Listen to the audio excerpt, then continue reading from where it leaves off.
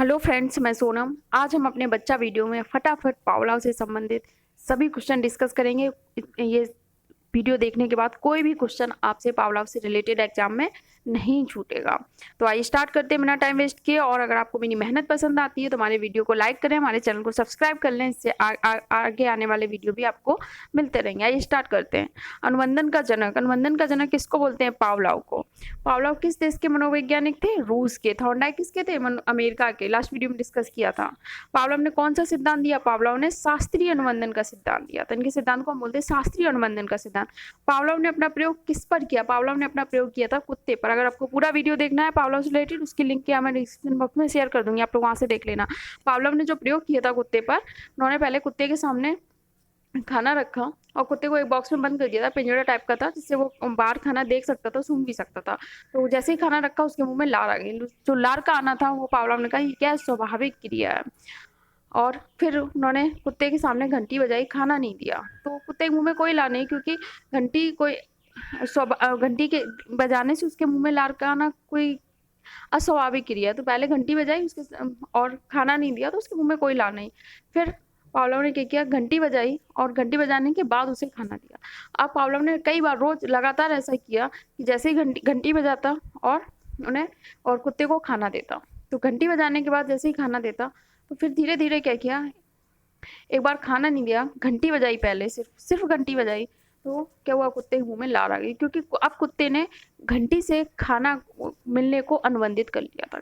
घंटी की आवाज से खुद को अनुबंधित कर लिया था उसने। अब कुत्ते को लगने लगा था जैसे ही घंटी की आवाज आएगी उसके बाद उसे खाना मिलेगा। तो घंटी की आवाज से कुत्ते ने क्या अनुबंधित कर लिया था।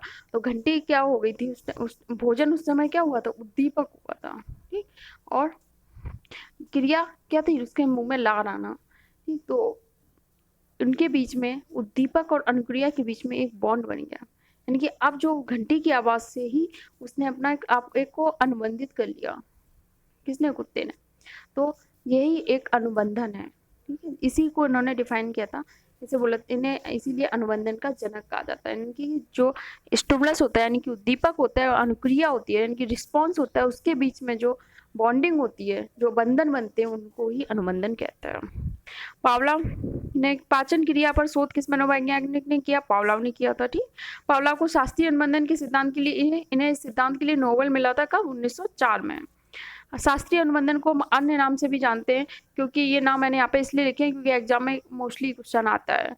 कई बार पूछ लेते हैं अनुबंधन का सिद्धांत। ठीक, ऑप्शन होगा उसमें देख लेना आप लोग। शास्त्रीय अनुबंधन सिद्धांत किस किस नाम से जाना जा सकता है? अनुबंधन का सिद्धांत, क्लासिकल अनुबंधन का सिद्धांत, अनुकूलित अनुक्रिया सिद्धांत, अनुबंधित अनुक्रिया सिद्धांत, या परंपरा अनुबंधन का सिद्धांत, या प्राचीन अनुबंधन का सिद्धांत, संबंध प्रत्यावर्तन, संबंध प्रतिक्रिया, प्रतिवादी अनुबंधन सिद्धांत। इन्हें इन सिद्धांत से भी नाम जाना जाता है।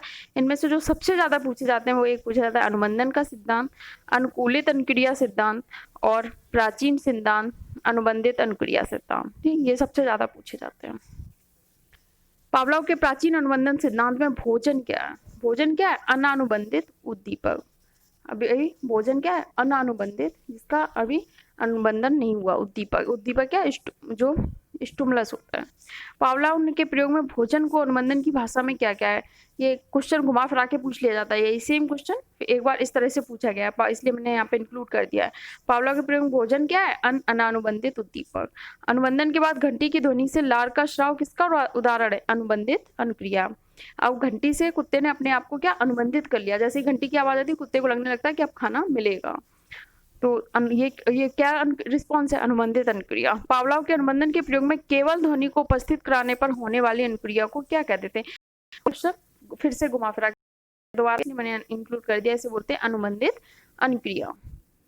इवान अपनी चाबियां रोज खूंटी पर टांगता था, परंतु अब उसने चाबियां एक अलमारी में रखनी शुरू कर दी, परंतु फिर भी वह चाबियां लेने खूंटी के पास ही जा रही है। किसका उदाहरण है? ये अनुबंधन का उदाहरण है, क्योंकि अब इवान ने वहां जो चाबियां रखना थी जो जगह खूंटी पर, उससे अपने आप को अनुबंधित कर लिया था। ठीक, ये इस तरह के क्वेश्चन पूछा जा सकता है कि अगर कोई ऐसा काम करता है फिर वो वही रिपीट करता है, मतलब अननेचुरली उससे हो जाता है, क्योंकि एक बॉन्ड बन जाता है, वो उसी जगह पर वो फिर पहुंच जाता है। तो ये जो उदाहरण होते हैं वो किसके होते हैं? अनुबंधन के। इसी तरह से ये आप अपने जूते को एक रैक पे रखते हैं, ठीक है, अब उस रैक को उस स्थान से हटा दिया गया, अब आप कहीं और रख दिया, लेकिन आप जूते रखने बार बार उसी जगह पे जाते हैं। किसका उदाहरण है?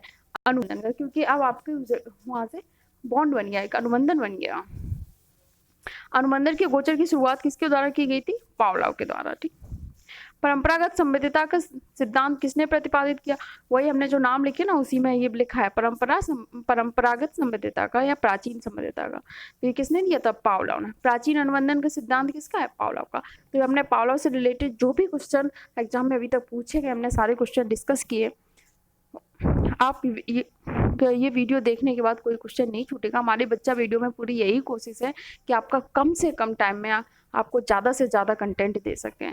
तो आप हमारे चैनल को सब्सक्राइब कर लें, हमारे वीडियो को लाइक करें, जिससे हमारा और भी जब भी कोई नया वीडियो आएगा वो आपको मिलता रहेगा। धन्यवाद।